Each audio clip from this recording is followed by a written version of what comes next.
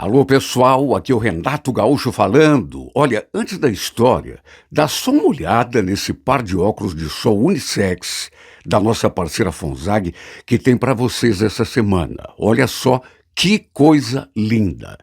Para concorrer a essa belezura, inscreva-se no canal, se não é inscrito ainda, dê o seu like, comente a história, porque a sua opinião é sempre muito importante para a gente.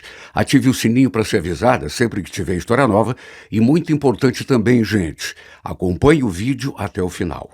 Tudo isso vai ajudar a fortalecer o nosso canal e ainda, de repente, colocar esse óculos no seu rosto. Já pensou?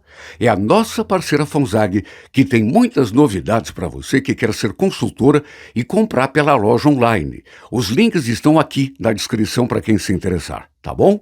Boa história, boa semana e fiquem com Deus. Sabe, nesse dia, eu surtei com ele. Não aguentava mais aquele assédio, aquela verdadeira perseguição. Olha, eu acho que você está muito enganada a meu respeito, viu? Eu nunca te dei abertura para você ficar me falando essas coisas. Olha, se você continuar me perseguindo, eu vou ser obrigada a contar tudo para o meu marido. Quando eu falei aquilo, ele riu. Quem? Aquele bunda mole do André? Aquele lá já é carta fora do baralho e não sabe. Depois, eu ali, petrificada com aquilo que ele tinha falado, ele ainda acrescentou uma coisa que me fez tremer dos pés à cabeça. Quer saber? Agora mesmo que você me deixou com tesão. Muito breve, prometo e cumpro, você vai descobrir o que é transar com um homem de verdade. Me aguarde.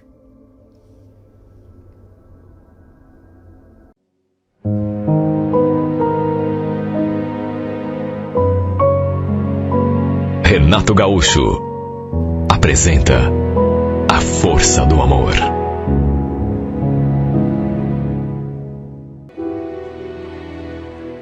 Desde que nos mudamos de bairro, que eu passei a frequentar outra igreja, apesar de estar acostumada com a igreja lá da vila onde a gente morava, principalmente com o pastor, as pessoas, por conta da distância, ficou complicado para mim, né?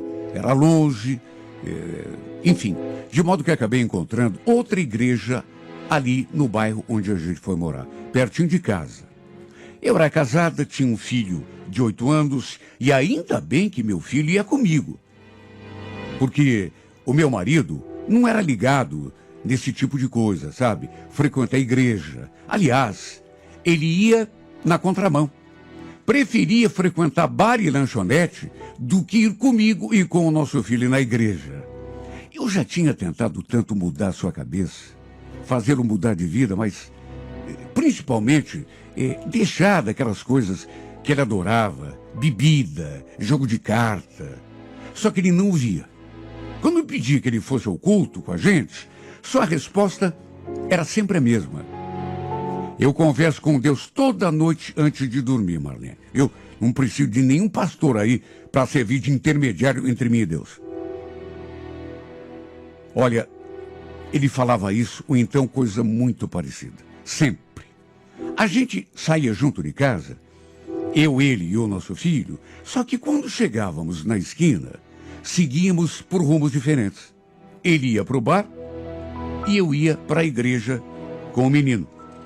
Alguns parentes nossos não entendiam como que a gente podia ser tão diferente e nos darmos tão bem. Às vezes nem eu mesmo entendia, né? Mas procurava não julgá-lo. Até porque, tirando essa parte de não gostar de ir à igreja comigo, né, o André, ele sempre foi um excelente marido. Olha, se precisasse passar fome para dar de comer a alguém, ele fazia sem pestanejar. Sabe aquela pessoa de coração grande? E também tinha outra, né? Ele nunca foi de exagerar, de chegar bêbado em casa, não.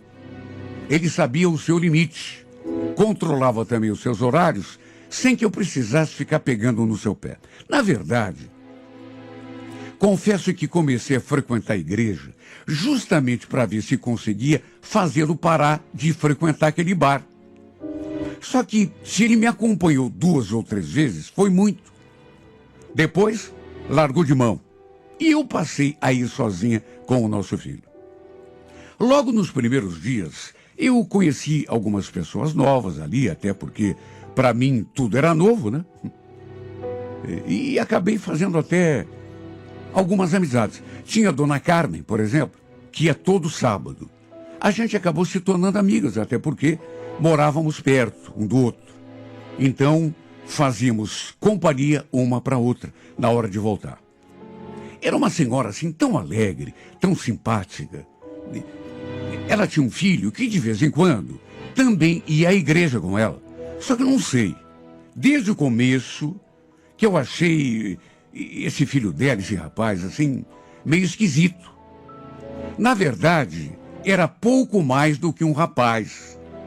Seu nome era Luciano e ele aparentava ter já uns 45 anos. Mas, ainda que tivesse idade, era solteiro e morava com ela.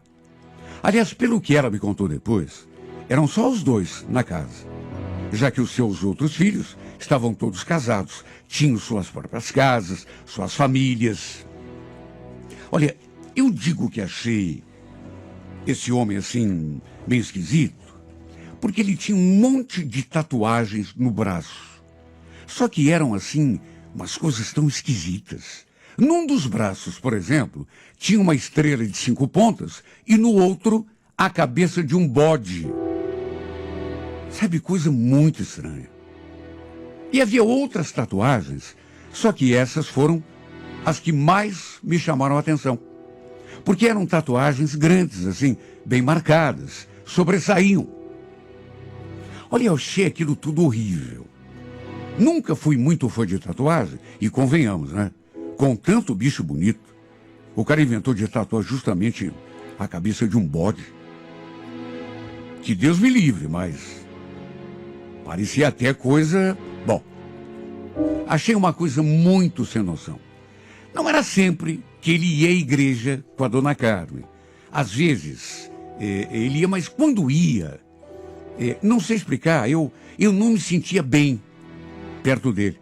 Não gostava do jeito como ele olhava para mim. Eu podia até estar enganada, mas, não sei, era um olhar assim, malicioso. Sem contar que, às vezes, eu e ela falávamos alguma coisa e ele fazia, assim, uns comentários que não tinham nada a ver. Juro, com o tempo, eu tentava até evitar ir embora com a Dona Carmen quando sabia que o filho dela também estava ali na igreja. Não sei explicar, mas a presença dele me incomodava. Ele tinha, parece que uma energia assim carregada. Sem contar que eu não gostava, repito, daquele jeito malicioso que ele tinha de olhar para mim. Olha, nem parecia que aquelas coisas saíam da boca de uma pessoa que frequentava a igreja. Sem contar que ele falava aquilo com o meu filho ali perto. Não vou nem repetir as coisas que ele falava, porque eram coisas vulgares, mas que eu não gostava mesmo.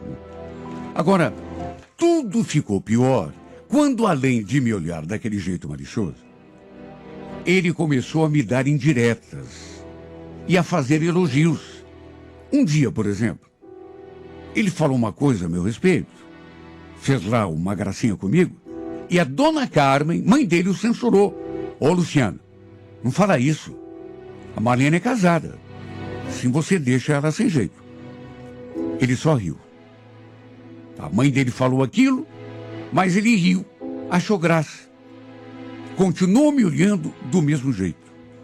Para evitar clima ruim, inclusive com a mãe dele, eu fazia vista grossa. Fazia de conta que não era comigo. Mas por dentro, minha vontade era de mandar o cara passear. Eu, se tocar, se colocar no seu lugar. Um sábado, dei até graças a Deus, porque ele não foi ao culto. Só que mesmo assim, aconteceu uma coisa tão curiosa. Quando estávamos voltando para casa, um homem esquisito se aproximou assim da gente e puxou conversa com a Dona Carmen. Entre uma coisa e outra, o cara falou: escuta, eu estou precisando falar com o Grilo, passei o dia todo atrás dele, mas não consegui achar. Será que teria como a senhora pedir que ele ligasse para mim? Claro, eu dou o recado. Olha, eu achei aquilo tão estranho.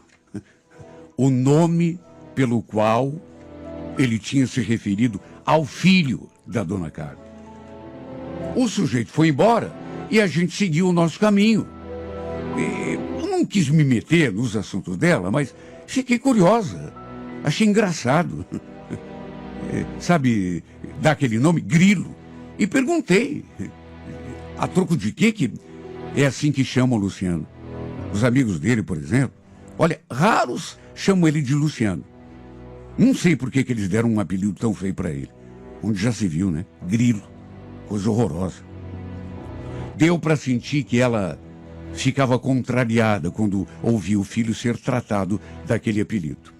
Confesso que achei estranho e engraçado ao mesmo tempo. Até que um sábado, a dona Carmen não foi à igreja e, no fim, quando estava voltando para casa, o filho dela apareceu do meu lado. Era ele, o Luciano. Ou por outra, o Grilo. Levei até um susto. Aliás, me deu até um calafrio quando vi ali do meu lado, me olhando com aquela malícia de sempre. E se ele já falava bobagem com a sua mãe do lado, imagine então, estando só a gente. Para minha surpresa, no entanto, o que ele me falou foi coisa bem diferente nesse dia. Aliás, não sei que tipo de mulher que ele pensava que eu fosse para ter a cara de pau de falar aquilo. Até porque sabia que eu era casada. Escuta, por que você não deixa teu filho lá na tua casa com teu marido? E a gente vai para algum lugar aí, curtir um pouco? Juro, eu fiquei até com medo dele. Aliás, não imaginava que ele conhecesse o meu marido. Mas ele o chamou até pelo nome. Para minha surpresa, os dois frequentavam o mesmo bar. Isso ele mesmo me contou. Mas olha, esse infeliz me acompanhou até o portão da minha casa. E o tempo todo falando bobagem. Nem meu filho, que estava ali de mãozinha dada comigo, ele respeitou. Não nego. Fiquei com muito medo desse homem. Dei graças a Deus quando chegamos em casa. Depois, comentei com o André sobre ele. Perguntei se ele conhecia algum Grilo. E ele falou que conhecia. Era um cara que frequentava o bar e que tinha esse apelido. Aí ele quis saber por que é que eu estava perguntando, mas sei lá, em vez de contar que o infeliz andava dando em cima de mim, acabei deixando para lá.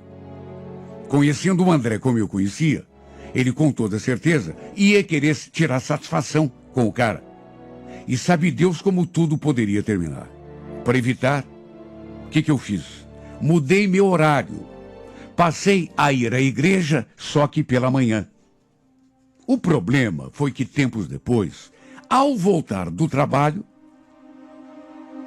esse homem me cercou ali na rua de casa. Fiquei apavorada quando ele surgiu assim do nada na minha frente.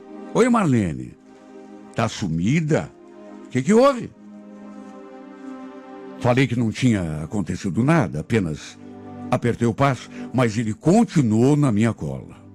Falou que eu estava linda, que eu estava muito cheirosa, e perguntou aquilo assim, mas na maior cara dura. Escuta, quando que você vai parar de ficar fazendo doce comigo e vai aceitar dar uma saída, hein? Olha, eu escutei aquilo e até parei de caminhar na mesma hora. Olhei para a cara dele e falei firme. Olha, eu acho que você está muito enganado a meu respeito, viu? Por que você me persegue, afinal, hein? Eu nunca te dei abertura nenhuma. Pelo amor de Deus, se afaste de mim. Se você continuar insistindo, eu vou ser obrigado a contar tudo pro meu marido, viu? Em vez de se assustar, ele deu uma risada. Quem? Aquele bunda mole do André? Aquele lá é carta fora do baralho. Tá dele, tá guardado. Olha, eu nem dei muita atenção ao que ele falou. Até porque, meu Deus, simplesmente apertei o passo e tratei de me afastar. Mesmo assim, ele ainda falou. Você ainda vai ser minha, viu, Marlene? Você ainda vai comer aqui na minha mão, viu? metidinha. Olha que sujeito mais abusado. Não respeitava ninguém. Sabia que eu era casada. E mesmo sem eu ter jamais dado nenhum tipo de abertura, vinha me cercar e falar aquelas palhaçadas todas. Além de contar para o meu marido, botei na cabeça que ia conversar com a dona Carmen, porque aquilo não podia continuar. Já tinha ido longe demais. Só que, mais uma vez, temendo que acontecesse alguma coisa ruim, acabei deixando quieto. Lembro que no sábado, eu peguei o meu filho, fomos à igreja de manhã, como sempre fazia, depois voltei para minha casa. Meu marido trabalhava até meio-dia, mas tinha o costume de passar naquele bendito bar antes de voltar para casa. Eu até deixava para fazer o almoço um pouco mais tarde, só que naquele sábado, deu o horário que ele costumava chegar e nada. Ele não apareceu. Só que, ainda assim, eu não me preocupei. Foi então que, perto das 4 horas da tarde, escutei alguém batendo a porta e fui atender. Tinha um rapaz ali, todo agitado. Perguntei o que ele queria e senti, só pelo jeito dele, que ele estava muito, mas muito nervoso. É aqui que mora o André? Você é esposa dele? Sim, sou eu mesma. Só que ele não está, ele não chegou ainda. Eu sei. Na verdade, eu vim aqui te avisar que ele se envolveu numa briga ali no bar. Olha, eu gelei quando eu vi aquilo. Como é que é? Briga? Como assim? Não sei. Ninguém sabe. Ele e o Grilo se estranharam. Ninguém sabe o motivo aí. Terminou em confusão. Você disse Grilo? O que é que esse infame fez com o meu marido? Então, dona, ele acabou esfaqueando o André. Olha, eu não sei como não caí dura no chão. Segundo aquele rapaz, o tal do Grilo tinha dado uma facada na barriga do meu marido. Desesperada, perguntei como que ele estava. E o rapaz falou que tinham chamado a ambulância e levado o André ao pronto-socorro. Toda aquela desgraça tinha acontecido não fazia nem meia hora. Tinham chamado a polícia também. E o infeliz tinha sido levado preso no camburão. Imagine o estado em que eu fiquei. Foi o momento mais desesperador da minha vida. Fui até o bar, saber dos detalhes, só de ver as marcas de sangue no chão. Olha, eu quase desmaiei. Aí um colega do meu marido se prontificou a me levar ao hospital para onde ele tinha sido levado. E segurando bem firme na mãozinha do nosso filho, eu fui rezando o caminho todo, pedindo a Deus que protegesse meu marido, que não deixasse nada de pior acontecer. Olha, não dava para acreditar que aquele infeliz pudesse ter feito algum mal para o André. Com certeza, eles deviam ter brigado por minha causa. Aquele dia, quando ele me cercou na rua, ele tinha dito que o que era do meu marido estava guardado. Ou seja, foi praticamente uma ameaça o que ele fez. Só que eu nunca imaginei que pudesse, na verdade até hoje, não sei por que é que esse sujeito cismou comigo. Nunca lhe dei confiança. Aliás, nem a ele, nem a ninguém. Sempre fui uma mulher direita, fiel. Sempre respeitei meu marido. E ele sabia que eu era casada. Fiz o que pude para evitar o assédio desse verme, mas talvez devesse ter falado com alguém. Quem sabe até procurado a polícia. Talvez assim, nada disso tivesse acontecido. Por sorte, por Deus, não aconteceu uma tragédia ainda maior. Meu marido teve de ser operado, ficou internado por alguns dias e, apesar de ter corrido o risco de morrer, inclusive, acabou se salvando. Mas tenho consciência de que podia tê-lo perdido por causa daquele infeliz daquele homem. A dona Carmen, quando soube, veio pedir perdão pela loucura do filho, coitado. Não tinha culpa de nada, né? Mesmo assim, acho que parte da responsabilidade era dela, porque sabia que o Grilo estava obcecado por mim e talvez não tenha aconselhado o suficiente. Não tenha sido firme com ele do jeito que devia ter sido. No fim, ele acabou sendo preso por tentativa de homicídio. E graças a Deus, desde esse dia, a gente nunca mais o viu. Que Deus o conserve naquele lugar. Que Deus, aliás, seria o ideal. Nunca o deixe transpor a porta daquela cadeia. Bem longe de mim, do meu filho e do meu marido. Gente como ele não pode viver em sociedade. Sabe, toda vez que eu penso que eu podia ter perdido o amor da minha vida, meu marido querido, por causa da loucura desse infeliz da sua obsessão, eu estremeço. No entanto, se é que dá para dizer isso, esse episódio teve pelo menos um lado bom. O André deixou de beber, parou de frequentar aquele bar. Acho que ele entendeu, né, que não era lugar para ele, mas sim junto da sua família. Repito, até hoje não sei o que deu na cabeça daquele louco para fazer o que fez. Não entendo por que ele cismou logo comigo, sendo que nunca lhe dei confiança. Nunca fiz nada ou falei alguma coisa que desse a entender que ele podia tomar liberdade comigo. No fim, quase ceifou a vida do meu marido. Quase tirou de mim o que eu tinha de mais importante. Sabe, minha família, meu Deus, meu tudo. E pior do que isso, meu marido, o amor da minha vida. E na próxima quinta-feira, 15 horas, não perca. Sabe, um dia eu perguntei o que estava acontecendo, mas ele desconversou. Não está acontecendo nada, Melissa. É impressão sua. É claro que está acontecendo. Você mudou comigo. Por que você não me conta? Se abre. Eu preciso saber. Ele dizia que era coisa da minha cabeça, mas eu sabia que não era.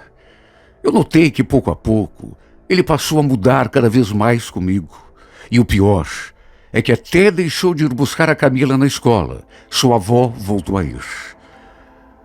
No primeiro dia, por exemplo, eu estranhei e perguntei pelo Alain. E ela simplesmente disse que ele estava trabalhando. Fomos levando nessa base durante algum tempo, eu sentindo ele cada vez mais longe de mim, até que um dia tivemos uma conversa definitiva. Porque eu quis saber o que andava acontecendo para ele ter mudado tanto comigo daquele jeito. Exigi uma resposta. Falei que merecia pelo menos isso, uma explicação. No que ele falou: Melissa, eu ando com a minha cabeça a mil. Tô cheio de problema. Não é nada com você, entenda. O problema é comigo. Mas, na verdade, se você quer saber mesmo, eu acho que... Na época, eu estava com 25 anos. Fazia faculdade de pedagogia à noite e estágio numa escolinha infantil na parte da tarde, ali mesmo, perto de casa. Eu adorava o que eu fazia. Gostava de cuidar de crianças, sempre gostei. E ali naquela escolinha, havia crianças entre 3 e 5 anos. E era eu que ficava na frente cuidando da saída delas, entregando cada uma ao seu responsável. Só podíamos deixar uma criança sair na companhia de alguém se o nome da pessoa estivesse registrado ali na ficha. Do contrário, podia ser quem fosse, né? Nós não liberávamos a saída da criança. Tudo por uma questão de segurança, responsabilidade. Uma das minhas alunas, por exemplo, a Camila, era sempre sua avó, que a buscara no finalzinho da aula. 5 aninhos era a idade da Camila. Um dia aconteceu que apareceu uma outra pessoa ali na escolinha para pegar a Camila. Era um homem.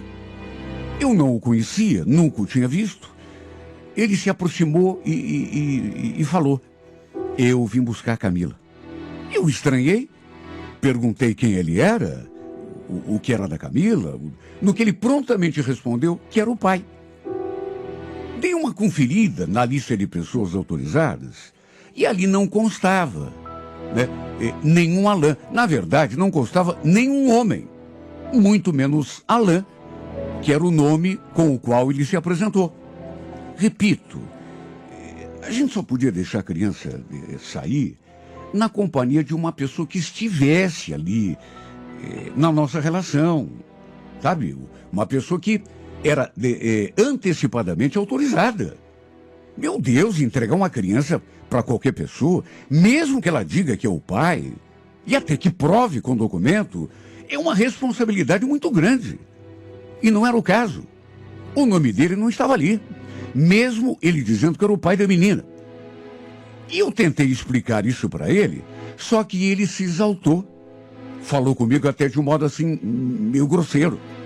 Escuta, chama logo a minha filha, por favor, que eu tô cheio de coisa para fazer. Não posso ficar aqui perdendo meu tempo com nhen. Ele ficou muito irritado. Mas o que eu podia fazer? Eu só estava fazendo o meu trabalho. Na verdade, estava, no fundo, zelando pela segurança das crianças. Da filha dele, inclusive, se é que ele era realmente o pai.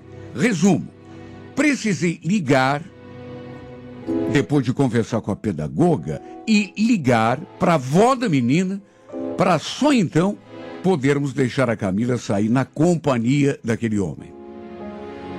Ele pegou a menina assim, pela mão, e saiu irritado, reclamando. A Camila até o chamou de pai, quando o viu ali, na entrada.